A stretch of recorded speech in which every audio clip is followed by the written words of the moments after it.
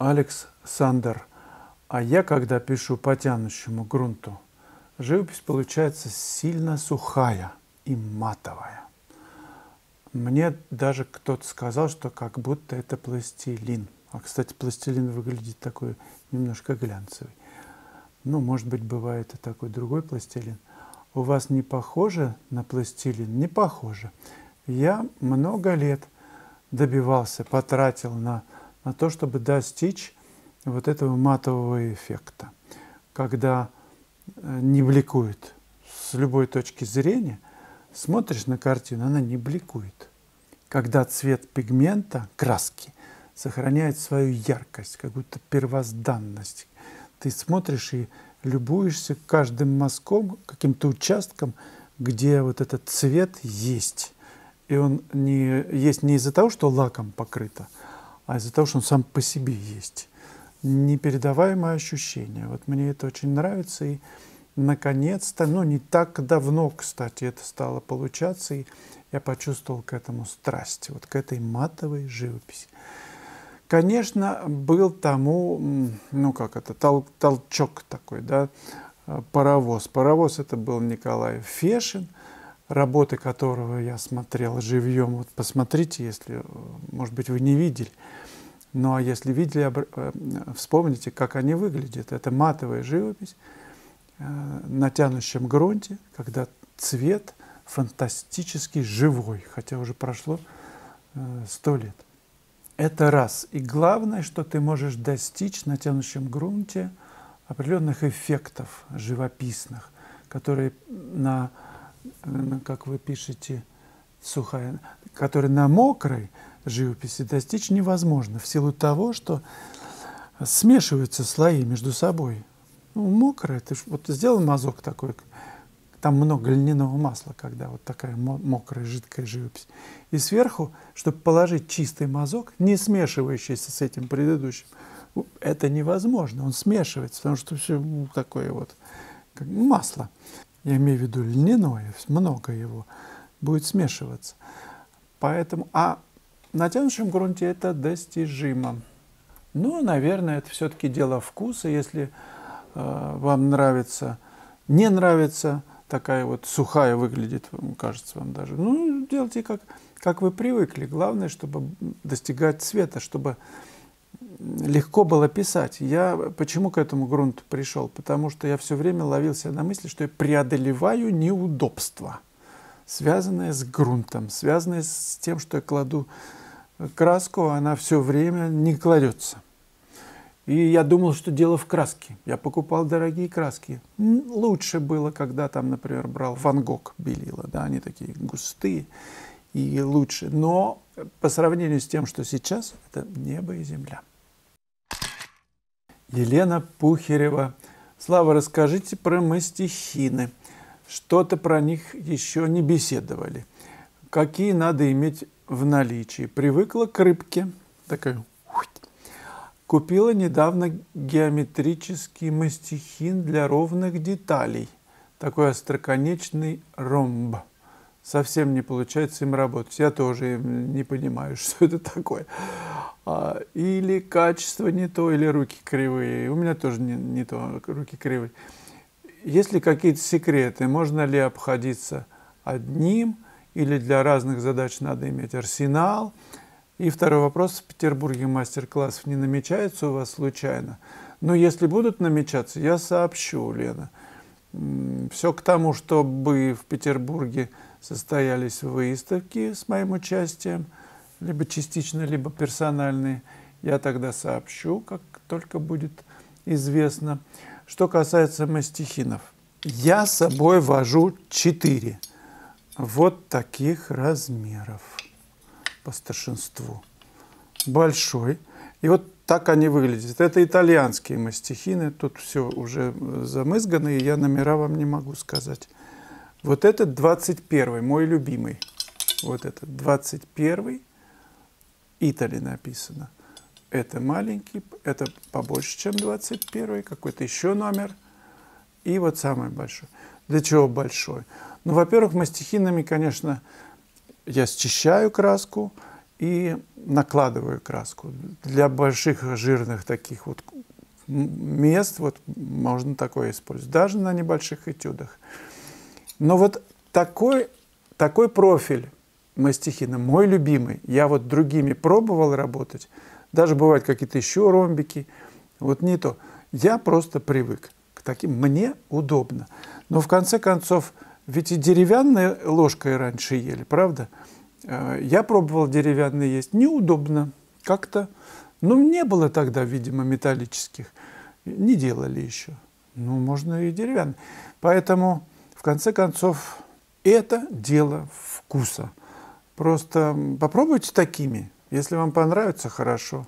Но кто-то привык к другими, какими-то ромбическими, любыми. Главное, чтобы вам было удобно. Это ключевой момент. Ну и главное, что при работе мастихинами, 100 раз уже, наверное, говорил, но еще раз повторюсь. И, значит, смотрите, вот так намазывается масло на бутерброд, правда? А так, смотрите, счищается, то есть здесь будет масло, с бутерброда масло. А так намазывается. Вот это два движения нужно понять и запомнить. Мне кажется, это поможет. В том, чтобы, когда вы захотите счистить, не счищайте вот так. Она будет намазываться, она не счистится. Ее нужно, ну, либо вот так вот, чтобы здесь была краска. Анжела Сидорова. Бриллиант. К картине можно и ключи от квартиры пристегнуть, можно машину. Представляете масштаб картины? Сразу шедевр. Зачем мельчить? Не понял. Гулять так гулять. Хорошая, прекрасная реплика. Я просто к тому, что можно сочинять, ну, ради эффекта какие-то прибамбаски к картине еще придумывать. Вот я там бюстгальтер вешал на картину с обнаженкой. Кто-то, значит, стразы, а кто-то бриллианты прямо, даже в картину кто-то вставлял, прям приклеивал бриллианты, конечно. Ключи от машины. Но если это уместно, Анжела, повесьте, конечно, ключи. Ну, да, от Мерседеса. Хорошо, очень идет от Мерседес, хорошо. Даже есть такая поговорка: каждый американец хочет жить в Калифорнии, и каждый калифорниец хочет ездить на Мерседесе. Но это какая-то старая поговорка. Сейчас я был в Америке, предпочитают на Kia, например, ездить. Ну, вот так, средний класс. Потому что, видимо, недалеко Корея южная, и они пользуются. То есть они не такие дорогие и очень качественные, как мне говорили вот автомобилисты, которые прям со стажем. Игорь С. Фото и картина не похожи совсем. А вы знаете, Игорь, у меня нет задачи сделать похожим на фото или на мотив, который я пишу. В этом вся идея. Написать пропущенное вот через сердце, как говорят, ощущение свое написать. Впечатление от увиденного. Это как раз и есть некая фантазия на холсте. Я показываю не похожесть, а то, что я показываю, что здесь краска всего лишь. Краска, причем даже наляпана фактурно. Это не копия мотива, это новая реальность. Та реальность, которая существует, нет никакой краски, ничего не хватит, чтобы ее передать. Она же в объеме еще тем более. А это новая реальность на холсте, придуманная, сочиненная, как музыка, как танец. Разве может быть танец на что-то похож? Ну, фуэте балерина вертит. На что это похоже? На что? На то, что когда прялкой придет, вот она крутится, вот это, или что еще? На волчок, на юлу. А балерон разгоняется и, ну, шпагат, понимаешь, ну, второй, ну, какой-то еще, я не знаю, аксель четверной. Вот как это? На что это похоже? На льду, кстати, вот фигуристы катаются, ни на что не похож. Джаз, например. На что похож джаз? Вот этот вот, за который даже в тюрьму, что ли, сажали раньше, в 50-е годы. Твист. Нельзя было, запрещено. Ни джаз, ни твист. А сейчас это вот наслаждение. Ни на что не похоже. Дуют в дуду, барабанят что-то, какие-то ритмы странные, все время сбиваются. Наверное, поэтому запрещали, что на музыку не было похоже на классическую. Но зато, Игорь С., у художника, который пишет ощущения, впечатления, у него как будто он больше свободен, как будто развязаны руки, он чхал на похожесть, начхал на нее. Он пишет эмоцию. Представляете, вроде бы угадывается, но чуть-чуть не то. Вообще вот это чуть-чуть не так, а может даже и не чуть-чуть, это корень какого-то эмоционального посыла, да, когда прическа, например, начинает нравиться. Вроде все аккуратно, какой-нибудь волосня такой до самого, я не знаю, пупка. Да еще покрашено какое-нибудь мелирование такое, светло такое с серым, одна рыжая, например. Не так, но как красиво.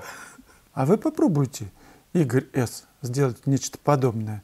Вот не так, как вы привыкли, если вы художник, а так, как вот, я не знаю, дети, например, они прям быстро у них там все замешивают, оп-оп-оп, и готово. Это наши учителя, мне кажется. 9-й урок в моей онлайн-школе «Дизайн в живописи». Он был записан в Калифорнии, в саду, где много роз.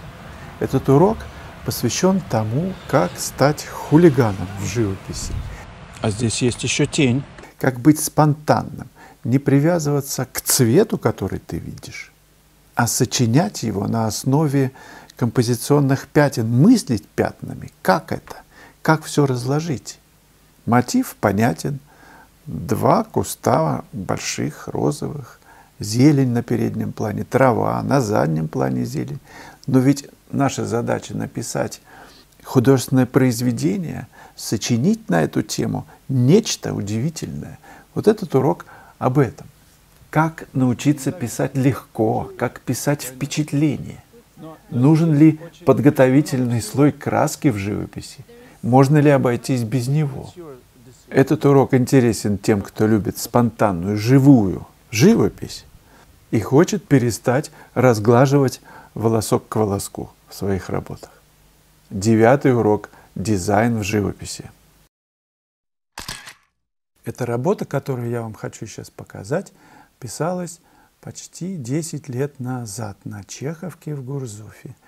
Представляете, как много времени прошло, а влюбленность в эти места у меня осталась и горит сердце до сих пор. Была весна, собралось много друзей, знакомых художников. Мы вместе работали, проводили вечера вместе, расклеивали потом работы, смотрели на работы друг друга, учились друг у друга.